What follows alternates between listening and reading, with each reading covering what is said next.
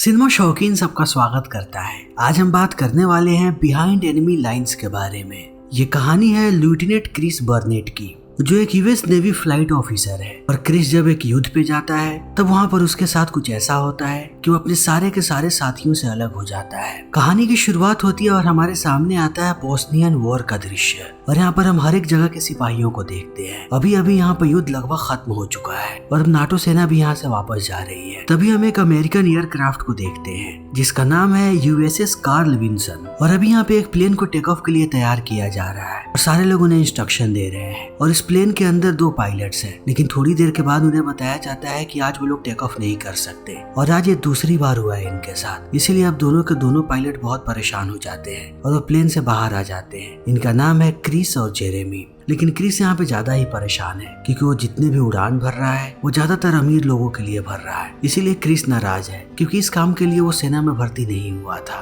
तभी ये लोग देखते हैं कि यहाँ के कुछ सिपाही रग्बी खेल रहे हैं। तब इन दोनों का भी मन हो जाता है, इसलिए दोनों लोग चले जाते हैं उन सिपाहियों के पास और उनके साथ रग्बी खेलने लगते हैं। लेकिन अब क्रिस यहाँ पे नियमों में कुछ फेरबदल करता है ताकि ये खेल और भी ज्यादा इंटरेस्टिंग हो जाए। फिर वो नए नियम बनाता है और यहाँ के कुछ आधुनिक मशीनों का इस्तेमाल करता है। लेकिन ये खेल पूरा नहीं हो पाता क्योंकि अगली बार जब बॉल ऊपर जाती है तब वो पानी के अंदर गिर जाती है। तभी ये लोग यहाँ पे एक और प्लेन को आता हुआ देखते हैं और इस प्लेन से निकलता है नाटो का कमांडर जिसका नाम है इवान मिगेल। फिर मिगेल आकर के मिलता है एडमिरल लेस्ली से, जिन्हें वो कुछ पेपर्स दिखाता है और कहता है कि हमें रिपोर्ट मिला है कि आपके पायलट बहुत ही ज्यादा उड़ान भर रहे हैं और वो अपनी सीमा के भी आगे जा रहे हैं और ये बिल्कुल ही गलत है। और अगर ऐसा ही होता रहा तो आपको बार बार खामियाजा भुगतना पड़ेगा। इसीलिए मैं चाहता हूँ कि आप सारे नियमों को समझें और एक बार नियमों को याद करने की जरूरत है आपको कि आपके अधिकार क्या हैं। और इतना कहने के बाद वो एक कार्ड देता है लेस्ली को और कहता है कि ये जर्नलिस्ट जल्दी ही यहाँ पे आने वाला है और उसके साथ थोड़ा आपको अच्छे से पेश आना है। फिर इन बातों को सुनने के बाद लेस्ली गुस्सा होने लगता है, लेकिन उसे ना चाहते हुए भी इवान की बात माननी पड़ेगी, इसीलिए वो चुप हो जाता है। तभी हमारे सामने कैंटीन का दृश्य आता है और यहाँ पर हम क्रिस और जेरेमी को देखते हैं जो अपना खाना खा रहे हैं। तभी इनके पास आता है ग्लेन रोडवे नाम का आदमी जो एक मरीन कैप्टन है। फिर वो इन दोनों को बताता है कि जल्दी ही यहाँ पे युद्ध की शुरुआत होने वाली है फिर से, और मुझे लगता है कि तुम लोगों को मिशन मिलने वाला है, इसीलिए तुम लोगों को मानसिक और शारीरिक तौर पे तैयार होना पड़ेगा क्योंकि मुझे नहीं लगता कि अभी तुम लोग लड़ने के लिए तैयार हो। तब क्रिस कहता है कि मैं बिल्कुल तैयार हूँ। तभी जेरेमी उसे पीछे दिखाता है जहाँ पे कुछ सिपाही कंपटीशन कर रहे हैं पुशअप्स का।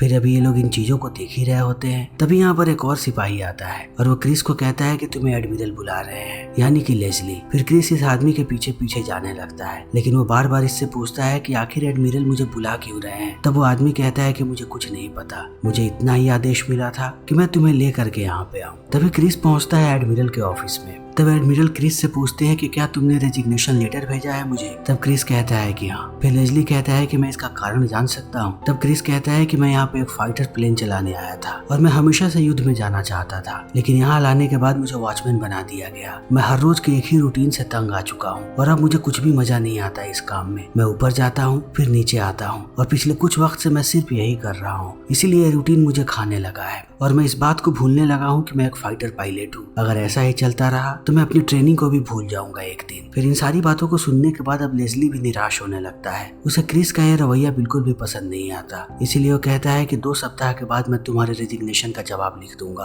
फिर तुम जहाँ चाहो वहाँ जा सकते हो। फिर इन बातों को सुनने के बाद क्रिस यहाँ से निकल जाता है, लेकिन वो जैसे ही बाहर जाता है वो अपने सामने जेरेमी को पाता है और अब जेरेमी भी परेशान है, इसलिए वो क्रिस से कहता है कि हर जगह ये खबर फैल चुकी है कि तुमने रेजिग्नेशन दिया है, क्या ये बात सच है।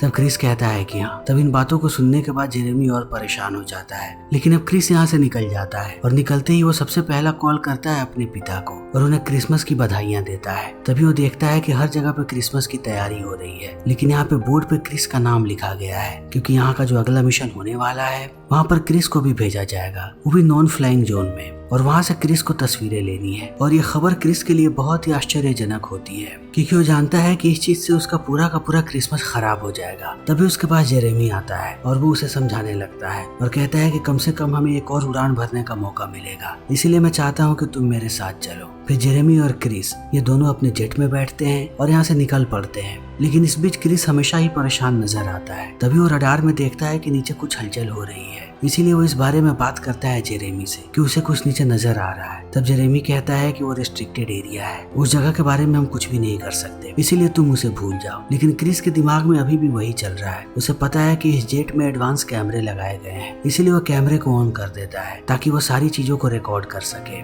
तभी वो लोग देखते हैं कि नीचे एक बहुत बड़ी मिलिशिया गैंग है और अब गैंग वाले भी इस जेट को देख लेते हैं। फिर उन्हें समझ में आ जाता है कि ये लोग हमारी वीडियो बना रहे हैं। तब हर जगह ये बात फैल जाती है और इनके सीनियर इन्हें आदेश देते हैं कि जल्दी ही उन पर मिसाइल छोड़ो। फिर ये लोग मिसाइल छोड़ने लगते हैं। तब क्रिस और जेरेमी को भी ये बात पता लग जाती है, इसीलिए तुरंत ये लोग अपने हेडक्वार्टर से कांटेक्ट करते हैं और उन्हें पूरी बात बताते हैं। तब वो लोग भी मदद की तैयारी करने लगते हैं, लेकिन अब मिलिशिया गैंग ने नीचे से एक मिसाइल छोड़ दिया है और वो मिसाइल इनके जेट के पीछे है। ये लोग भागते जाते हैं और मिसाइल इनका पीछा करते जाता है। फिर ये लोग अपना पूरा दिमाग लगाने लगते हैं कि वो मिसाइल से कैसे बचेंगे, लेकिन ये मिलिशिया बहुत ही खतरनाक है, इसीलिए ये लोग तुरंत दूसरी मिसाइल छोड़ देते हैं। तब जेरेमी को समझ में आता है कि अब उन्हें कुछ अलग करना पड़ेगा, इसीलिए वो अपने गैस टैंक्स को नीचे गिराने लगते हैं ताकि इससे मिसाइल डिस्ट्रैक्ट हो जाए। फिर इनकी इस हरकत से एक मिसाइल डिस्ट्रैक्ट हो जाती है, लेकिन दूसरी मिसाइल आकर के टकरा जाती है इनके जेट से और इनका जेट अब क्रैश होने लगता है। इन्हें पता है कि जल्दी ये जेट क्रैश हो जाएगा, इसलिए ऐन वक्त पे ये दोनों अपने आप को इजेक्ट कर लेते हैं और पैराशूट की मदद से यहाँ से दूर चले जाते हैं। फिर इनकी लैंडिंग बहुत दूर होती है, एक जंगल के बीचों बीच। तभी यह खबर मिलती है लेज़ली को। ये सारे लोग क्रिसमस की पार्टी मना रहे होते हैं, लेकिन जैसे ही लेज़ली को खबर मिलती है वो वापस आता है चैम्बर में और पता करने लगता है कि आखिर यहाँ पे क्या हुआ है और कैसे वो लोग अपने सिपाहियों की मदद कर सकते हैं, क्योंकि ये क्रैश बहुत ही बड़ी दुर्घटना है। तभी हम क्रिस को देखते हैं जो हर जगह जेरेमी को ढूंढ रहा है। फिर थोड़ी देर के बाद उसे जेरेमी नजर आता है, लेकिन अब वो बुरी तरीके से घायल हो गया है और इन्हें पता है कि इनकी मदद के लिए सेना इतनी जल्दी यहाँ पे नहीं आने वाली, क्योंकि उन्हें इनका लोकेशन नहीं पता। अगर सेना आएगी भी तब वो जाएगी उनके प्लेन के पास जो नॉन फ्लाइंग जोन में है, इसीलिए उन्हें अपनी लोकेशन बतानी पड़ेगी। तब क्रिस अपनी रेडियो निकाल लेता है और कांटेक्ट करने की कोशिश करने लगता है। तब जेरेमी बताता है कि यहाँ से तुम कांटेक्ट नहीं कर पाओगे, तुम्हें हाई ग्राउंड पे जाना पड़ेगा और वो यहाँ से दूर है, तुम जाओ और जाकर के उन्हें कांटेक्ट करो, तब तक मैं यहीं पे हूँ। लेकिन क्रिस उसे अकेला नहीं छोड़ना चाहता, लेकिन अंत में जेरेमी उसे मना लेता है। तब क्रिस निकल पड़ता है हायर ग्राउंड के लिए। तभी हम मिलिशिया गैंग को देखते हैं और यहाँ पर इनका कमांडर आता है और वो जब सारे के सारे प्लेन के परखच्चों को देखता है तब परेशान हो जाता है और कहता है कि ये अमेरिकी लोगों का है, इसका हमें खामियाजा भुगतना पड़ सकता है, इसीलिए मैं चाहता हूँ कि जितनी जल्दी हो इस प्लेन के सारे पार्ट पुर्जों को नष्ट कर दो ताकि वह हमारे पास ना आ सके। तभी हम जेरेमी को देखते हैं जो अभी भी जमीन पे पड़ा हुआ है। तब वो देखता है कि उसकी तरफ एक टैंक आ रहा है और ये टैंक है सोवियत आर्मी का। फिर धीरे धीरे टैंक वाले आते हैं जेरेमी के पास और वो उसे चारों तरफ से घेर लेते हैं और वो बस जेरेमी को ऐसे ही घूरते रहते हैं। तभी उनका कमांडर यहाँ पे आता है और वो जेरेमी से सवाल जवाब करने लगता है और क्रिस इन सारी चीजों को दूर से देख रहा है अपने दूरबीन से। फिर थोड़ी देर कमांडर बात करता है और वो अपने साथी साशा को बुलाता है और उसे इंस्ट्रक्शन दे करके यहाँ से निकल जाता है। फिर सबके जाने के बाद साशा अपनी बंदूक निकालता है और वो सर पे लगा देता है जेरेमी के और एक ही झटके में उसका काम तमाम कर देता है। तब इस चीज को देख करके क्रिस अपने आप को नहीं रोक पाता है और वो चिल्ला देता है और साशा के साथ साथ सारे सिपाही उसकी आवाज सुन लेते हैं और उन्हें पता लग जाता है कि यहाँ पर एक और सिपाही है,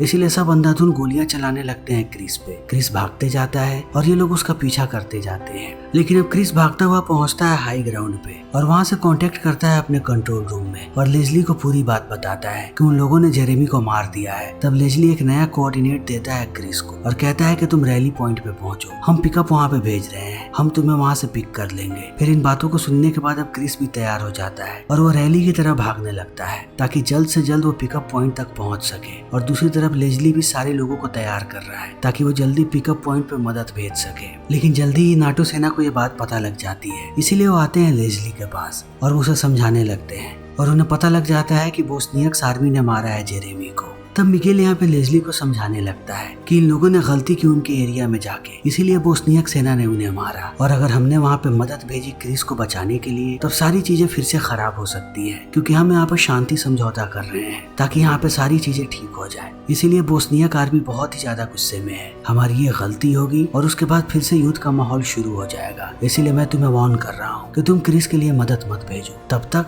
जब तक वो हमारे इलाके में नहीं आ जाता। एक बार वो हमारे इलाके में आ गया तब हम उसे आसानी से बाहर निकाल लेंगे, लेकिन हम बोस्नियक सेना के दायरे के अंदर नहीं जा सकते, इसीलिए अब लेस्ली समझ जाता है कि वो मदद नहीं कर पाएगा क्रिस की। तभी हम क्रिस को देखते हैं जो भागते जा रहा है, लेकिन अब साशा उसके पीछे लगा हुआ है। क्रिस भागता जाता है और वो उस पे ऐसे ही गोलियां चलाते जाता है। फिर बहुत मुश्किल से क्रिस यहाँ पर अपनी जान बचाता है, लेकिन अंत में वो पहुंच जाता है रैली पॉइंट पे और वहाँ जाते ही वो फिर से कंट्रोल रूम में कनेक्ट करता है। तब लेस्ली उसे बताता है कि हम अपनी सेना को वहाँ पे नहीं भेज सकते, इसीलिए मैं तुम्हें एक नया पिकअप पॉइंट बता रहा हूँ। जैसे ही तुम वहाँ पे पहुंचोगे हम तुम्हें पिक कर लेंगे। अब समय आ चुका है कि तुम अपनी ट्रेनिंग का इस्तेमाल करो, क्योंकि तुम्हें थोड़ी देर और सरवाइव करना पड़ेगा इस जंगल में और दुश्मनों के बीच। फिर इतना कहने के बाद वो नए कोऑर्डिनेट्स दे देता है और क्रिस भी आगे बढ़ने लगता है। तभी लेस्ली को बताया जाता है कि उन्हें नया सैटेलाइट का कनेक्शन मिला है, जिससे अब वो क्रिस के लाइव मूवमेंट्स को देख सकते हैं। तभी वो देखते हैं कि बहुत सारे लोग क्रिस के पीछे भाग रहे हैं और वो क्रिस पे गोलियां भी चला रहे हैं। तभी क्रिस जाकर के एक कीचड़ में कूद जाता है। तब बाकी सिपाही आकर के वहाँ पे गोलियां चलाने लगते हैं। तब हमें पता लगता है कि इस कीचड़ में सिर्फ और सिर्फ लाशें हैं। ये सारे मासूम लोगों की लाशें हैं जो युद्ध के दौरान मारे गए हैं और उनकी लाशें अब सड़ चुकी हैं। इसीलिए इस बदबू को ज्यादा देर तक सिपाही नहीं झेल पाते और उन्हें लगता है कि क्रिस मर गया है।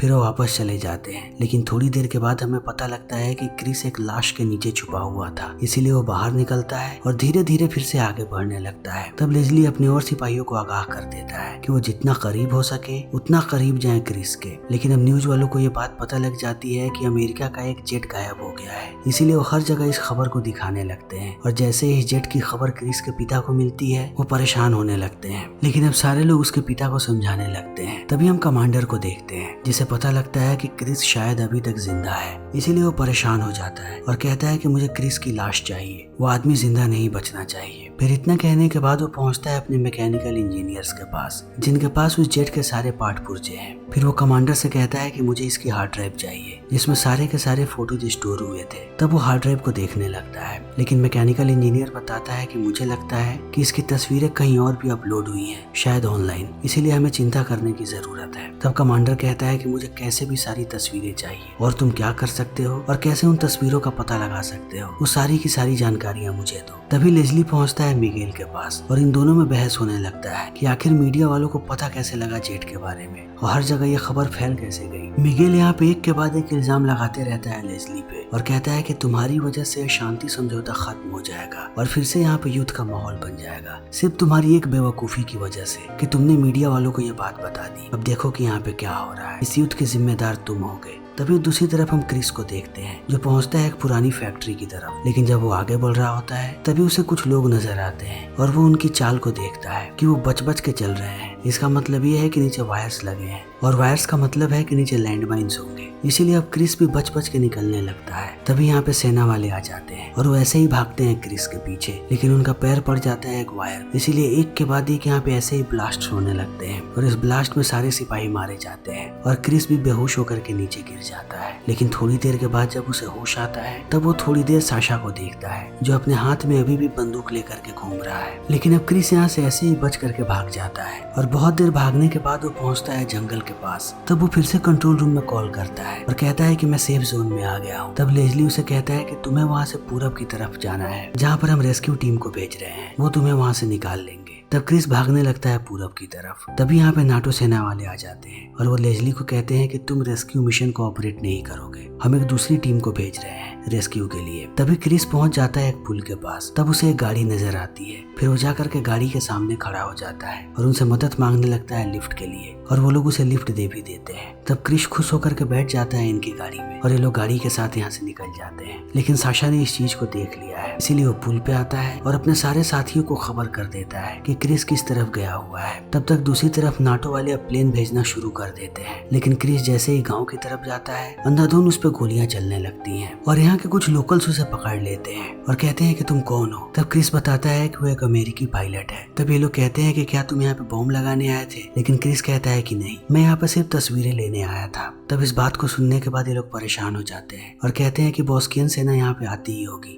वो तुम्हें मार देंगे और हमें भी। फिर इनके इतना कहते ही यहाँ पे टैंक्स आने लगते हैं और चारों तरफ ब्लास्ट होने लगता है और एक के बाद एक गोलियां ऐसे ही चलने लगती हैं। फिर थोड़ी देर के बाद इन्हें एक लाश नजर आती है जिसने क्रिस की तरह कपड़े पहन रखे हैं, इसीलिए लोग उसे उठा करके लाते हैं अब इनके कमांडर के सामने कि उन लोगों ने क्रिस को मार दिया। तभी यहाँ पे साशा आता है और जब वो उसको देखता है तब कहता है कि ये क्रिस नहीं है, वो शायद यहाँ से भाग चुका है दूसरी यूनिफॉर्म पहन के। तभी हम क्रिस को देखते हैं जो यहाँ से दूर भाग रहा है, लेकिन अब यहाँ के लोग इस बात की खबर कर देते हैं मीडिया वालों को कि क्रिस नाम का पायलट मारा गया है और हर जगह यह खबर फैल जाती है कि क्रिस बर्नेट मारा गया। फिर लेज़ली भी इस खबर को देखता है, लेकिन दूसरी तरफ क्रिस अभी भी जिंदा है और जो लड़का उसे गाड़ी पे मिला था वो उस लड़के के साथ है और ये दोनों सरहद से दूर भाग रहे हैं ताकि वो सेफ जोन में चले जा सके। फिर थोड़ी देर के बाद वो पहुंच भी जाते हैं लोकेशन पे, लेकिन अब नाटो सेना को खबर कर दिया जाता है कि वो वापस आ जाए। वो लोग जिन्हें पिक करने जा रहे थे वो मर चुका है, इसीलिए नाटो सेना वापस जाने लगती है। तब क्रिस इन सारी चीजों को देख करके चिल्लाने लगता है क्योंकि वो जानता है कि अब वो वापस नहीं जा पाएगा। तभी उसे वही स्टैचू नजर आती है जहाँ पर उनका प्लेन क्रैश हुआ था। इसीलिए अब क्रिस कहता है कि मेरे पास एक प्लानिंग है, मैं उस प्लेन के पास जाऊंगा और उसके जीपीएस को ऑन कर दूंगा और उसके साथ साथ उसकी हार्ड ड्राइव भी निकाल लूंगा। फिर इतना कहने के बाद वो जाने लगता है प्लेन के पास और जाते ही उसका जीपीएस ऑन कर देता है, वो भी 7 मिनट के लिए। तभी यह खबर मिल जाती है लेज़ली को और लेज़ली इस चीज को देखते ही समझ जाता है कि एक क्रिस ही है। फिर वो अपने सारे लोगों को तैयार करने लगता है, लेकिन यहाँ के ज्यादातर लोग कहते हैं कि ये कोई सेटअप भी हो सकता है। लेकिन लेज़ली कहता है कि हमारे पास यही आखिरी मौका है, अगर क्रिस जिंदा है तो हमें उसे कैसे भी बचा के लाना है। इसीलिए लोग तैयारी करने लगते हैं जाने की। तभी हम कमांडर को देखते हैं और उसके साथी आकर के उसे भी बता देते हैं कि एक सिग्नल मिला है हमें और वो उस प्लेन का है, यानी कि क्रिस उधर ही है। तब साशा अपने साथी के साथ निकल पड़ता है और बाकी के बाकी बोस्कियन सेना भी। तभी हम क्रिस को देखते हैं जिसने उस हार्ड ड्राइव को बाहर निकाल लिया है। तब तक शासा भी पहुंच जाता है उस लोकेशन पे। तभी उसे पता लगता है कि यहाँ पे अमेरिकी सेना आ रही है। उनकी जेट की आवाजों को सुन लेता है ये, इसीलिए वो पास में जाने लगता है प्लेन के और हर जगह वो क्रिस को ढूंढता है। तभी क्रिस बर्फ से बाहर आता है और वो अंधाधुंध गोलियां चलाने लगता है साशा पे। तब साशा को कई सारी गोलियां लग जाती हैं और क्रिस यहाँ से भागने लगता है। तब तक अमेरिकी सेना चारों तरफ आ जाती है और वो एक के बाद एक इन पे मिसाइल छोड़ने लगते हैं और सारे के सारे बोस्कियन टैंक्स को ब्लास्ट करने लगते हैं। फिर वो क्रिस के लिए एक रस्सी फेंकते हैं और क्रिस कूद करके उस रस्सी को पकड़ लेता है। तब ये लोग यहाँ से दूर निकल जाते हैं और थोड़ी देर के बाद क्रिस होता है प्लेन में। फिर वो जैसे ही यहाँ पे लेज़ली को देखता है वो उन्हें हार्ड ड्राइव दे देता है और कहता है कि इसी हार्ड ड्राइव की वजह से जेरेमी की जान गई है और उसके साथ साथ वो ये भी कहता है कि मुझे मेरा रेजिग्नेशन लेटर वापस चाहिए।